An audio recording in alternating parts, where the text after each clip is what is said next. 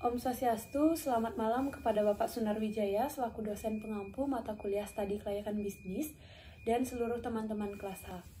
Kami dari kelompok 1 akan mempresentasikan materi mengenai Studi Kelayakan Bisnis. Baik, sebelum lanjut ke materi, izinkan kami memperkenalkan diri terlebih dahulu.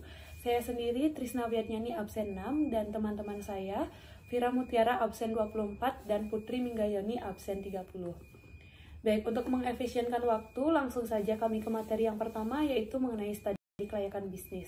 Studi kelayakan bisnis adalah suatu kegiatan yang dilakukan untuk menentukan apakah suatu bisnis layak dijalankan atau tidak. Kegiatan ini meliputi identifikasi masalah, peluang, menentukan tujuan, menggambarkan bagaimana situasi bisnis, dan menilai berbagai manfaat yang dihasilkan. Ketika akan melakukan studi ini, ada 5 bidang yang akan diteliti di dalam dan dianalisis. Kelima bidang tersebut yakni yang pertama, yaitu mengenai deskripsi pasar, yang kedua deskripsi bisnis, yang ketiga teknologi yang diperlukan, yang keempat yaitu mengenai detail finansial struktur organisasi bisnis tersebut, dan yang terakhir adalah kesimpulan bagaimana bisnis yang dirintis bisa maju. Materi yang kedua yaitu mengenai manfaat studi kelayakan bisnis.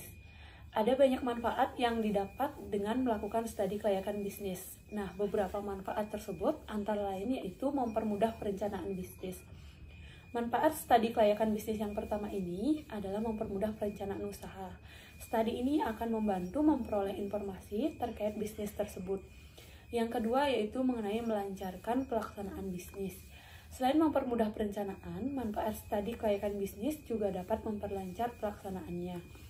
Sebab hasil dari analisis tadi akan membantu pengusaha mengevaluasi program dan kebijakan mana saja diberikan keuntungan maupun kerugian bagi perusahaan. Dan materi yang ketiga yaitu mengenai memperkecil risiko kerugian. Tujuan studi ini adalah untuk meminimalisir risiko kerugian di masa depan baik yang akan dikendalikan maupun tidak. Nah, yang D yaitu mempermudah melakukan pengawasan. Hasil dari analisis kelayakan usaha juga bisa membantu para pengusaha melakukan pengawasan yang lebih mudah. Dan yang terakhir, yaitu mempermudah pengendalian. Di samping membantu pengawasan, tujuan dan manfaat studi kelayakan bisnis adalah untuk mengontrol masalah yang ada dan menentukan manfaat informasi dari hasil analisis studi kelayakan tersebut. Baik, sekian materi yang dapat kami sampaikan. Materi selanjutnya akan disampaikan oleh penyaji berikutnya. Waktu dan tempat kami persilakan. Baik, terima kasih atas waktunya. Di sini saya akan menjelaskan materi aspek dalam studi kelayakan bisnis. Aspek yang pertama, aspek hukum dan legalitas. Salah satu aspek yang pasti diteliti ketika studi kelayakan bisnis dilakukan adalah aspek hukum dan legalitas. Hal ini menyangkut pada semua hal yang berhubungan dengan legalitas atau ketentuan hukum dalam mendirikan perusahaan. Aspek kedua ada aspek ekonomi dan budaya. Pada aspek ekonomi dan budaya, studi kelayakan menganalisis dampak yang diakibatkan oleh perusahaan pada kondisi sekitar. Dari segi budaya, studi kelayakan akan menganalisis bagaimana perusahaan mempengaruhi adat istiadat di daerah sekitar, sedangkan dari sisi ekonomi, menganalisis yang dilakukan yakni bagaimana perusahaan berdampak pada tingkat pendapatan per kapita di wilayah tempat perusahaan didirikan. Yang ketiga ada aspek pasar dan pemasaran. Pasar dan pemasaran merupakan aspek dasar yang diteliti dalam studi kelayakan.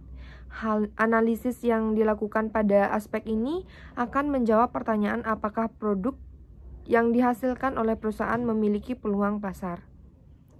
Yang keempat ada aspek manajemen. Studi kelayakan juga turut menyertakan aspek manajemen sebagai aspek dasar yang harus dianalisis. Aspek ini berkaitan erat dengan operasional perusahaan baik pembangunan maupun pengembangan. Dari semua aspek yang dianalisis, aspek manajemen memiliki cakupan yang sangat luas. Aspek yang terakhir ada aspek keuangan. Bagi sebagian bisnis modal adalah utama yang harus dimiliki sebelum membangun sebuah bisnis.